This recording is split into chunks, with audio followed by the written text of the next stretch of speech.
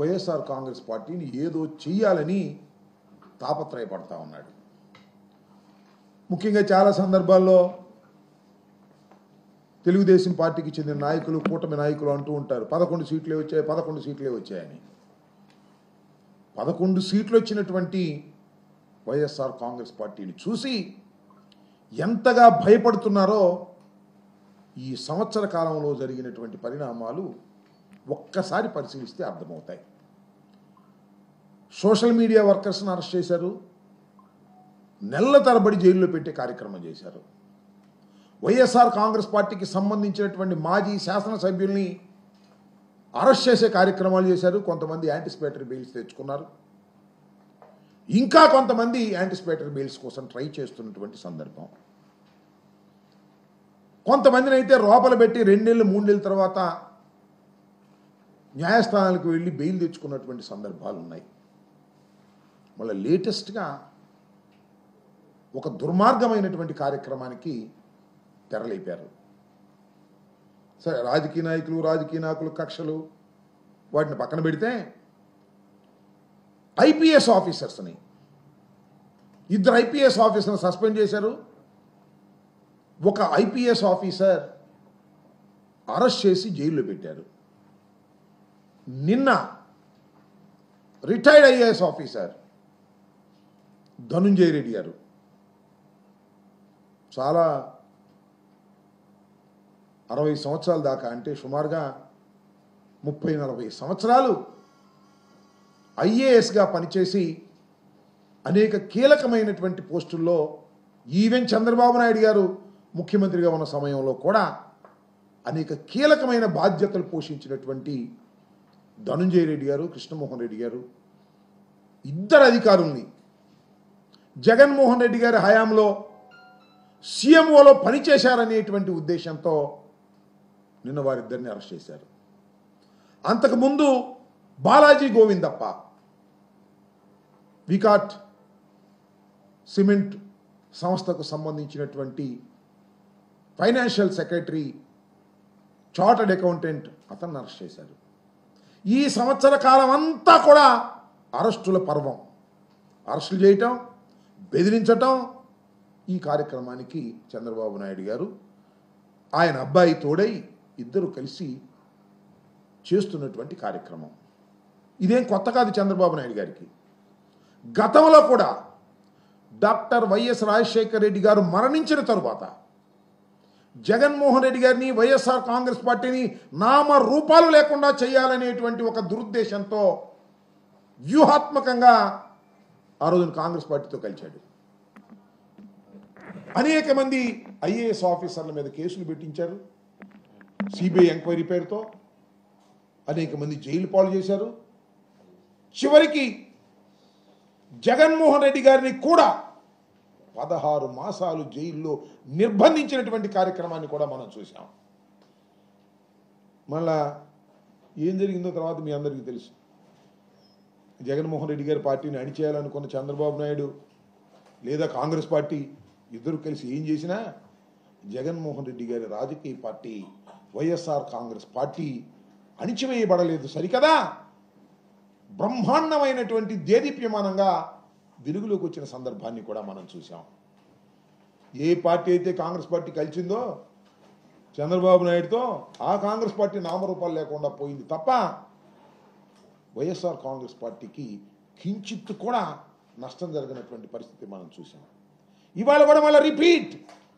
చంద్రబాబు నాయుడు గారు వైఎస్ఆర్ కాంగ్రెస్ పార్టీని భయపెట్టాలనే ఉద్దేశంతో అధికారుల మీద కూడా ఇవాళ కేసులు పెట్టి అరెస్ట్ చేసేటటువంటి కార్యక్రమం చేస్తున్నారు.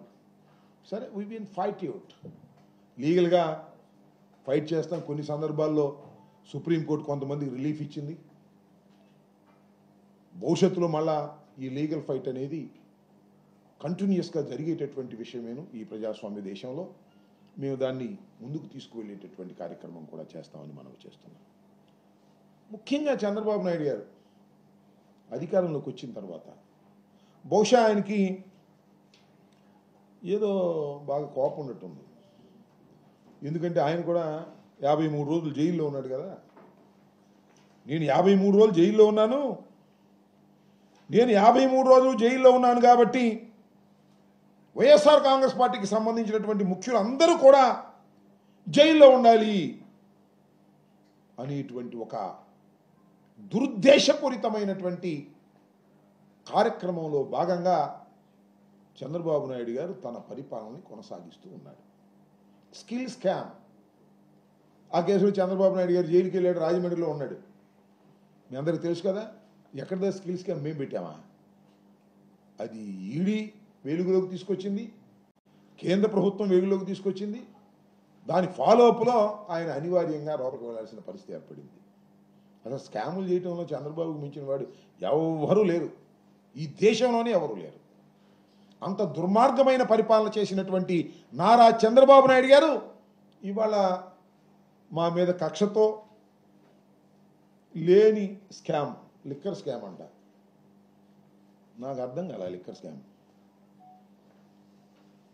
ఎక్కడ లేని విధంగా నేను మనవి చేస్తున్నా. లిక్కర్ ఈ రాష్ట్రంలో నియంత్రించాలి అనేటువంటి ఉద్దేశంతో జగన్మోహన్ రెడ్డి గారు టోటల్గా లిక్కర్ అంతా కూడా ప్రభుత్వమే అమ్మింది. ప్రైవేటు వాళ్ళకి ఎవరు అమ్మలా, ప్రైవేటు వారు ఎవరు దీనిలో జోక్యం చేసుకోవాలా. ప్రభుత్వమే అమ్మినటువంటి సందర్భం, టైం టు టైం అమ్మారు. లిక్కర్ అమ్మకాలు తగ్గించేటటువంటి కార్యక్రమం చేశారు, పెంచే కార్యక్రమం చేయలే. ఇవాళ చంద్రబాబు నాయుడు గారు పెంచే కార్యక్రమం చేస్తున్నాడు. తొమ్మాయి దగ్గాయి వాళ్ళు వీళ్ళు ఆయనకు కావాల్సిన అందరూ ఈ స్కామ్లో దొరబడుతున్నారు. బెల్ట్ షాపులు పెడుతున్నారు, పర్మిట్ రూములు పెడుతున్నారు, ఉన్నదాని మీద ఇంకొక 10 రూపాయలు అదనంగా వేసి అమ్ముతున్నారు, రాత్రులు అమ్ముతున్నారు. దాని దుంపదగా మన స్విగ్గీ అని ఉంటుంది కదా, ఫుడ్ కావాల్సి వస్తే ఏదైనా ఇంట్లో ఆడవాళ్ళు వండుకోకపోతే ఇమీడియట్గా ఫోన్ చేస్తే స్విగ్గీ నుంచి ఫుడ్ వస్తుంది పలానా హోటల్ని. ఇప్పుడు ఏ బ్రాండ్ కావాలంటే ఆ బ్రాండ్ స్విగ్గీలాగా ఇంటికి తీసుకొచ్చి పరిస్థితి తీసుకొస్తున్నారు. అంటే బాగా తాగండి తాగండి తాగండి అనేటువంటి కార్యక్రమం చేస్తున్నారు. అప్పుడు స్కాములు జరుగుతాయా, ఇప్పుడు స్కాములు జరుగుతాయి? నేను అడుగుతా ఉన్నా. నియంత్రణ చేసేటటువంటి కార్యక్రమం చేస్తే స్కాములు జరిగినాయి అంటున్నారు. ఏమి లేవు, స్కాములు లేవు, ఏమి లేవు. ఏదో గుడ్డగాల్చి ముఖాన వేసి జగన్మోహన్ రెడ్డి గారికి సన్నిహితంగా ఉన్న వాళ్ళని అరెస్ట్ చేసేసి జైల్లో పెట్టేస్తే గడగడగడలో ఆడిపోతారు అని భ్రమిస్తున్నాడు చంద్రబాబు నాయుడు గారు. వాళ్ళ అబ్బాయి పులి మీద స్వారీ చేస్తున్నాడు చంద్రబాబు నాయుడు గారు వాళ్ళ అబ్బాయి. పులి స్వారీ ఆగిపోతుంది, నేను ఎప్పుడోసారి టక్కన ఆ పులే మిమ్మల్ని తింటది, గుర్తుపెట్టుకోమని మనవి చేస్తున్నాను. ఒక దుర్మార్గమైనటువంటి కార్యక్రమాన్ని ఇవాళ రాష్ట్రంలో మీరు ప్రారంభించారు. ఎక్కడ చూసినా పేపర్ చూసినా ఏముండాలంటే వాడు అరెస్టు, వీడు అరెస్టు, వాళ్ళకి బెయిల్ రాలేదు, వీళ్ళకి బెయిల్ వచ్చింది అనేటువంటి కార్యక్రమాలే తప్ప ఈ స్కీమ్ అమలు కాలేదు, ఆ స్కీమ్ అమలు కాలేదని రాయకూడదు. ఇక దీనిలోనే బడిగొట్టుకోవాలి ప్రజలందరూ కూడా. ధనంజయ రెడ్డి గారిని అరెస్ట్ చేశారు, కాకాని గోవర్ధన్ రెడ్డి గారికి బెయిల్ రాలేదు, వంశీ జైల్లో ఉన్నాడు, ఐజీ అయినటువంటి పిఎస్ఆర్ ఆంజనేయులు ఇంకా బెయిల్ రాలేదు. ఈ కార్యక్రమాలు తప్ప ఈ అమ్మఒడి రాలేదు, రైతు భరోసా రాలేదు, ఇవి ఉండకూడదు. ఇవి ఉంటే ఆయన ఇబ్బంది. అందువల్ల టర్న్ చేసి పారేస్తున్నాడు. అన్ని ఇలాంటి దుర్మార్గమైన కార్యక్రమాలకు పాల్పడి అనేకమైనటువంటి కేసులు పెడతాయి. ఎన్ని కేసులు నీ దుంపదగ నాకు అర్థం కాల. భారతదేశానికి స్వాతంత్రం వచ్చిన తర్వాత ఇంతమంది మీద బహుశా బ్రిటిష్ వాడు కూడా కేసు పెట్టున్నాడు. మన పరిపాలించినటువంటి బ్రిటిష్ ఎంపైర్లో ఉన్న వాళ్ళు కూడా ఇన్ని కేసులు పెట్టలా, అన్ని కేసులు పెడుతున్నారు. మాట్లాడితే కేసు, ఈ కేసులో బెయిల్ వస్తే ఇంకో కేసు పెడతారు. ఎమ్మటే బెయిల్ పూచీకత్తులు సమర్పించక ముందే మరొక కేసు పెడతారు. దానిలో మళ్ళీ పీటీ వారెంట్ పెట్టి రిమాండ్ పెట్టమంటారు. You are managing all these things. Police వ్యవస్థను గుప్పిట్లో పెట్టుకొని ఇలాంటి దుర్మార్గమైనటువంటి కార్యక్రమాలు ఇవాళ చేస్తున్నారు. ధనంజయ రెడ్డి గారు, కృష్ణమోహన్ రెడ్డి గారు నిన్న సాయంత్రం సుప్రీంకోర్టు బెయిల్ ఇవ్వడానికి నిరాకరించింది. ఎందుకంటే ఏదో కేసు పెట్టారు కదా, దాని మీద ఎంక్వైరీ జరుగుతూ ఉంది కదా, ఈ దశలో సుప్రీంకోర్టు మేము దీనిలో ఇన్వాల్వ్ కావని చెప్పారు. ఇంకా గత్యంతరం ఏముంది? సుప్రీంకోర్టులో కూడా యాంటిసిపేటరీ బెయిల్ రానప్పుడు అరెస్టుకు సిద్ధపడ్డారు, అరెస్ట్ అయ్యారు. ఇక్కడ గమనించాల్సింది కూడా ఒక అంశం ఉంది. ఇలా రిలీఫ్ ఇవ్వకపోయినా బెంచ్ మీద కొన్ని మాటలు మాట్లాడారు సుప్రీం